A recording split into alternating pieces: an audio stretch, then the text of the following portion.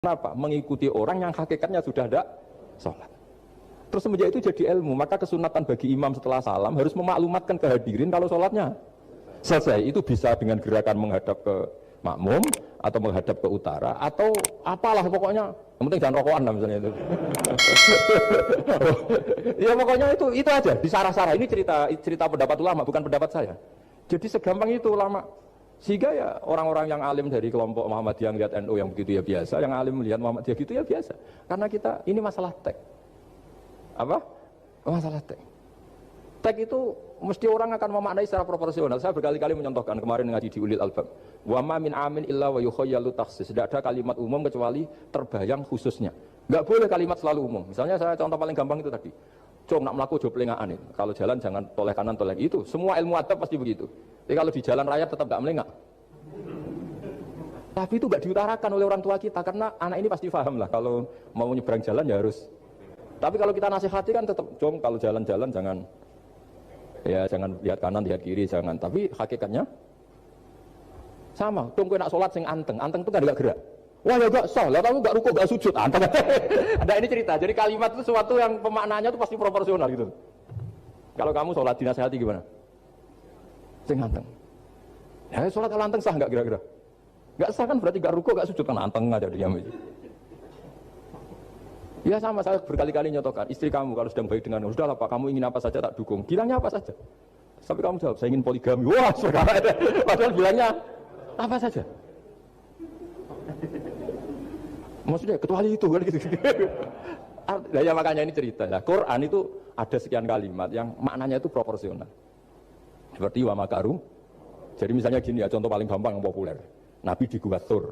Gua Thur itu ya gua Arab ya. Kedalamannya enggak banget dalam. Terus Allah merekayasa itu dengan cara ada laba-laba yang masang jaringnya di situ. Terus ada burung dara yang di situ. Itu ya disebut makruh, rekayasa Tuhan. Tapi orang pasti sepakat itu namanya kecerdasan. Karena orang kafir yang mengklaim dirinya cerdas, dirinya terlatih, dirinya ahli mendeteksi musuh, ternyata hanya ditipu seperti itu, nggak tahu. Nah karena ini pekerjaan kesalehan disebut kecerdasan. Apa disebut? Tapi andaikan sebaliknya, nyuwun sewu, ada orang lari dari kejahatan, terus merekayasa seperti itu disebut rekayasa karena bentuknya kejahatan. Jadi ada sesuatu yang sama, tapi ketika dilakukan orang soleh itu baik, karena nanti itu disebut kecerdasan. Kalau dilakukan orang dolim itu buruk, karena itu disebut rekayasa. Ya kira-kira seperti itu. Ya langsung ke pertanyaan, penting mana atau lebih utama mana antara pintar dengan cerdas? Terima kasih Gus. Ini karena pertanyaannya anekdot, saya jawabnya juga anekdot. Itu kalau kita di pesantren itu gudangnya, itu kan biasanya korbannya orang Madura, itu kasihan juga sama orang Madura. Itu kalau mereka ketangkep polisi ditanya, sudah tahu ini pelanggaran, tahu Pak? Kenapa tetap melanggar? Gak tahu Bapak di situ sih. Jadi itu kan cerminan pikiran kita semua. Kalau gak melanggar itu bukan karena takut aturan, takut ketangkep polisi. Sudah tahu kalau pelanggaran, tahu Pak? Kenapa melanggar? Gak tahu Bapak di situ. Ribet kan? Nah, tapi sebetulnya jawaban dari pertanyaan jenengan itu ya sebenarnya Anda pasti tahu lah. Ini kan antara cerdas dan pintar itu mungkin ya pintar itu ya cerdas, cerdas ya pintar. Yang jelas mengetahui sesuatu yang semestinya itu ya kecerdasan dan mengetahui itu ya namanya pintar gitu. Cuma tadi yang menterinya memang tanyanya ketinggian, di mana-mana yang bentuk tinggi itu ya begini gitu kan. Kalau begini orang sudah bilang bentuk panjang gitu. Jadi ya dalam hal ini ya pintar dan cerdas anak SD tadi yang naik tadi. Karena ya tetap dia memang benar-benar ngukur ketinggian itu, bukan kedataran kan. Nanti lama-lama ini bukan panjang Pak, tiduran. Tapi itu memang di beberapa dunia wali itu dunia yang memanfaatkan kepintaran dan kecerdasan. Misalnya banyak wali yang ibadahnya itu biasa. Ditanya kenapa kamu ibadahnya biasa? Loh Allah itu enggak diuntungkan oleh ibadah saya. Ya sudah saya ibadah standar saja lah yang wajib-wajib. Makanya di dunia wali itu lebih ngeri guyonannya. Ada seorang wali doa di multazam, ya Allah ampuni dosa saya, ampuni dan ini tempat mustajab, saya berdoa supaya saya tidak dosa lagi. Itu jawabannya unik.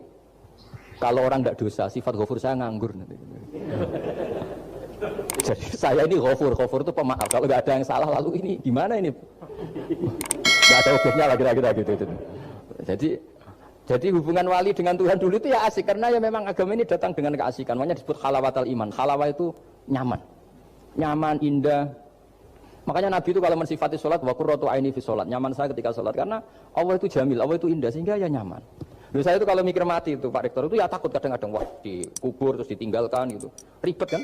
Tapi kalau setelah saya ngenangan dulu ketika saya janin di perut ibu ya nggak tahu cara hidup. Ternyata saya hidup dengan cara yang saya nggak tahu. Wong bisnis agak bisa, kerja agak bisa. Kamu ketika jadi janin kan sudah ada nyawanya, sudah hidup. Kamu bisa ngelola hidup kamu di situ. Tidak bisa kan? Ternyata bisa hidup. Makanya Allah mengingatkan wa id antum ajinnatun fi butuni ummahatikum. Kalau kamu janggal hidup kamu di kuburan, apa kamu tidak pernah hidup di kuburan? Yaitu ketika kita masih janin di perut ibu. Kalau ibu kamu kok seneng renang, ribet kan sudah dalam perut, orangnya renang lagi. Udah gitu. Kadang-kadang ibu kamu sembrono sudah ada janin masih goreng-goreng. Kalau kepeletihan gimana itu? Tapi Allah tahu cara ngelola kehidupan kita zaman masih apa? Janin. Ya kita hidup ya ada bayi yang gendut bahkan sampai disesar karena saking gendutnya. Wah itu bayi tauhidnya tinggi itu sudah tahu kalau yang ngurusi Allah ndablek saja dia sampai gendut. Ya, artinya kalau sedang lihat itu ya sudahlah. Zaman saya hidup ketika janin ya tidak tahu caranya hidup. Ternyata ya hidup. Ketika kita jadi zigot, jadi apa masih mani, masih sperma, nggak tahu caranya jadi orang ya tahu-tahu jadi orang. Kita nggak tahu kenapa mani yang situ ada jadi rambut, hidung, jadi macam-macam. Setelah besar ya tahu proposal, tahu bulat, macam-macam. Wah. Makanya kalau Kiai itu pinter anekdot. Saya pernah disewani istri Pak Rektor. Melarat sekali, melarat betul. Melarat jelek, kebetulan yang tanya saya itu jelek. Wah beneran ya kan? Istri perempuan. Gus suami saya itu miskin, Gus. Doain kaya Gus, supaya hidup saya itu enak. Terus aku yoni. Nanti kalau suami kami kaya, pertama yang dievaluasi rumah Gus ganti ya, rumah diganti, mobil diganti, lama-lama diganti kamu. Karena apa? Rumah sudah bagus, mobil sudah bagus, yang nggak bagus itu kamu. Pasti diganti, tak jamin itu kata gitu. Terus dia bilang, ya udah nggak usah Gus. Jadi untuk karena saya ini ya mikir, saya ini kiai kan jaga image, sampai saya doakan tidak mandi kan jatuh. Ya sudah mendingan itu, mendingan tak kasih pengertian itu. Kalau suami kamu jagain kamu ganti apa rumah kan, terus mobil kan, lama-lama dievaluasi apa? Oh kamu pasti apa istri kan? Jangan kan trennya orang kaya kan gitu kan? Trennya orang kaya kan ya gitulah. Terus dia udah nggak usah. Jadi artinya itu kecerdasan, kiai gitu itu kecerdasan. Karena kalau doa ada mesti mustajab juga kan? Ya kiai top gitu, doanya ngobos juga kan, ribet kan? Akhirnya ya sudah gitu aja. Ya saya kira demikian. Baik, mohon izin satu lagi Ustaz dari komentar YouTube. Gus, bagaimana dengan orang bodoh yang dijadikan sebagai pemimpin? Bagaimana dengan pertanggungjawabannya? Sekian Ustaz. Begini ya, kalau bodoh dengan makna kita ini kan biasa mengkaji Quran ya, terutama kita yang di pesantren, yang dosen VAI atau siapa saja yang nekuni ilmu Quran. Ada sisi manusia itu punya sifat permanen yang oleh Allah disebut wa kanal insanu dzaluman jahula. Manusia itu banget bodohnya kata Allah. Sudah banget bodohnya, banget dolimnya. Sehingga kita bilang bodoh itu sebenarnya bukan ngenyak ya. Ya memang manusia mau tidak mau harus bodoh lah. Teorinya gampang, yang perlu diketahui itu kan banyak. Toh kita harus dititipi ilmu hanya sedikit. Dari yang banyak tahu sedikit itu namanya apa coba? Bodoh kan? Jadi sifat bodoh itu tidak perlu kita hindari banget.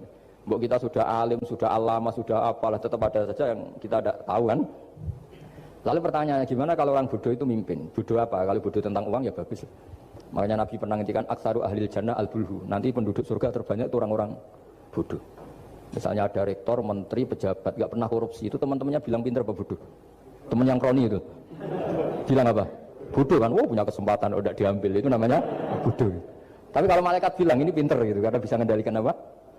Nafsu. Makanya kalau pertanyaannya gimana hukumnya orang bodoh yang mimpin? Bodoh apa?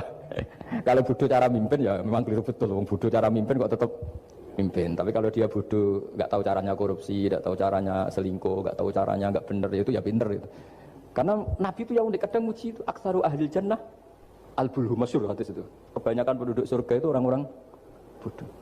Sampai Mbah Mun tuh kalau guyon ya lebih guyon dibanding jenengan. Kata Mbah Mun gini, aku itu saake hak, suruh wargane wong-wong bodoh, saake, kenaan malaikat ya. Kan di surga itu orang akan dikasih sesuai keinginannya.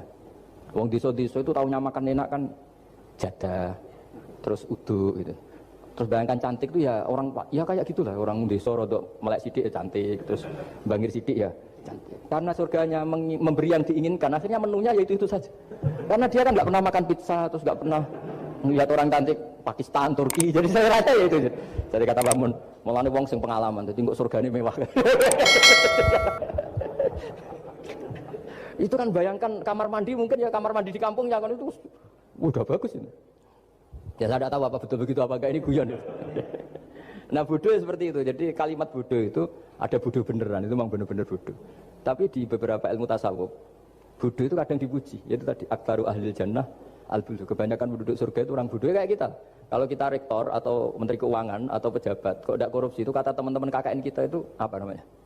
Bodoh kan, ada kesempatan kok enggak di